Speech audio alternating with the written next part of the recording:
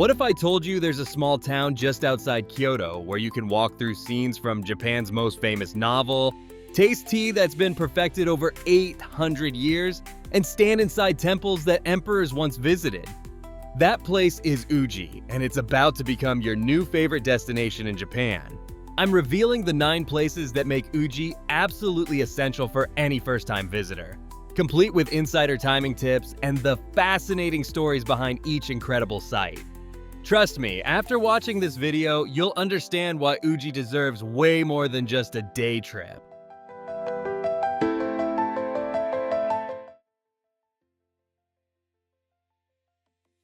First on our list is Uji Shrine, and here's where things get interesting. You'll notice rabbits everywhere around this shrine. Rabbit statues, rabbit charms, rabbit decorations scattered throughout what should be a typical traditional Japanese shrine. It seems completely random until you learn the story behind it. Over 1400 years ago, a prince named Uji no Wakiratsuko got lost in these woods during a hunting trip.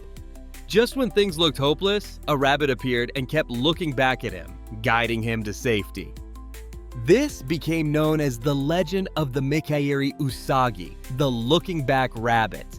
Today, students come here praying for academic success, expecting mothers visit seeking blessings for safe childbirth. The rabbit motifs create amazing photo opportunities while connecting you to this ancient story that most tourists walk right past without understanding. Visit between 9 o'clock and 10 a.m. for 15 to 20 minutes. You'll beat the crowds and gain cultural context that transforms every other Uji location from pretty scenery into meaningful chapters of Japan's greatest literary masterpiece.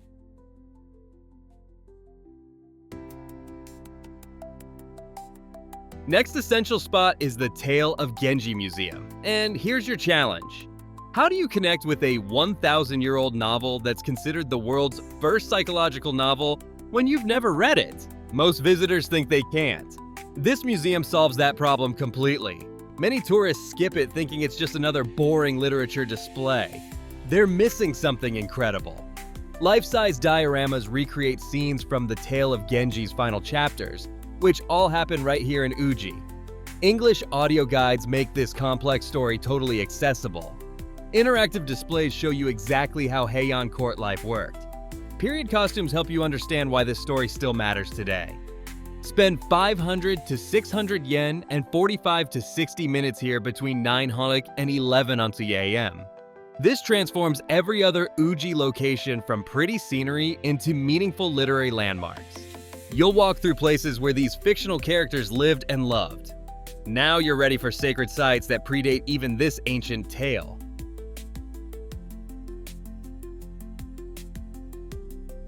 Up next is Ujigami Shrine, and here's something that will blow your mind. You're about to visit what might be Japan's oldest standing Shinto shrine, dating back to 1060. Most tourists walk right past it without even knowing. Here's the mystery. How did this tiny shrine survive earthquakes, wars, and centuries of rebuilding that destroyed larger, more famous temples? The answer lies in its connection to Byodo-in Temple across the river. Ujigami Shrine served as the spiritual guardian of that more famous temple complex. The unique Nagare-zukuri architectural style makes this humble shrine special enough for UNESCO World Heritage recognition alongside its flashier neighbor. The curved rooflines and wooden construction represent pure Japanese craftsmanship that survived nearly 1,000 years. Spend 10 to 15 minutes here between 9 o'clock and 16 o'clock with free admission. You get a complete picture of how Shinto and Buddhist traditions coexisted, something you can't understand from visiting temples alone. Our next must-see spot is the Uji Tea Museum, where something amazing happened. Uji didn't just grow tea, it invented the entire Japanese tea ceremony culture that spread worldwide.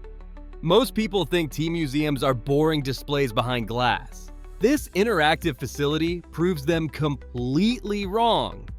Tea production displays show how Uji's unique climate and techniques created matcha quality that impressed emperors and shoguns for over 800 years. Tea picking demonstrations let you participate in traditions usually reserved for tea masters. Matcha making programs teach you skills passed down through generations. Spend 600 yen and 1 to 1.5 hours here between 9 and 17, best mid-morning. This knowledge helps you truly appreciate every tea shop and ceremony you'll encounter throughout Uji.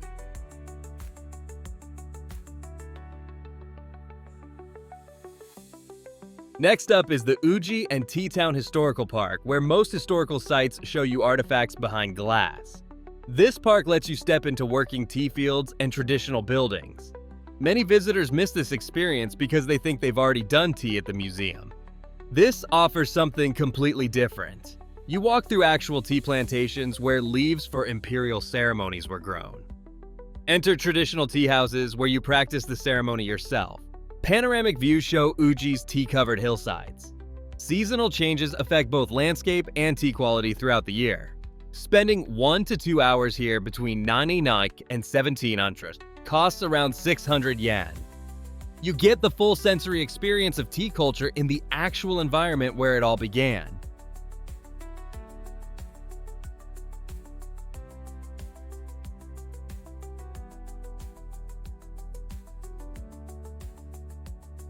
Next essential spot is Uji Bridge, one of Japan's 3 oldest bridges with a lineage tracing back to 646. Why did a simple river crossing become so historically significant? This bridge connected Kyoto to Nara, making it a strategic point where political alliances, military campaigns, and cultural exchanges all converged. Every major figure in Japanese history crossed these waters. The literary connection runs deep. This bridge appears in the Tale of Genji and countless other classical works, making it Japan's most written about bridge.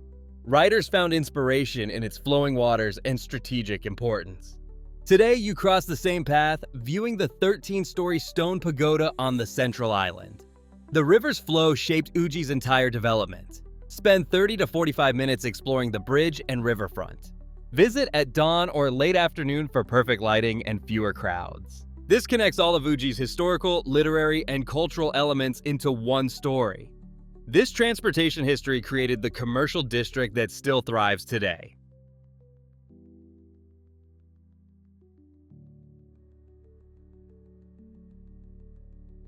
Our next spot is Ujibashi Street, the approach to all these historical sites. Most people think it's just a walkway to the main attractions. This street is actually a destination with shops dating back centuries. Here's the challenge many tourists face. They rush through the street to reach the temples and museums, missing the living culture that makes those attractions meaningful. Big mistake. Traditional architecture lines both sides. Family-run businesses have operated here for generations. The street layout follows ancient pilgrimage routes to the temples. Everything connects to Uji's history. Street vendors, craftspeople, and local residents maintain traditions that link directly to the tea, literary, and spiritual heritage you've been learning about. Their daily routines preserve customs most visitors never witness. Take 45 to 60 minutes walking slowly through this street. Talk to shopkeepers. Observe daily life. This cultural context transforms tourist sites into living history. This traditional commercial culture leads to Uji's most famous shopping street. Next up is Uji Byodo-in Omotesando, and here's where you find Tsuen Tea Shop, established in 1160. This makes it possibly the world's oldest continuously operating tea shop. What makes this street special beyond just age? This isn't just a tourist shopping street. Tea masters, temple priests, and even imperial representatives have purchased supplies here for over 800 years. Traditional tea shops, sweet makers, and craft stores line the approach to Byodo-in Temple. Each specializes in products connecting to specific temple ceremonies or tea traditions.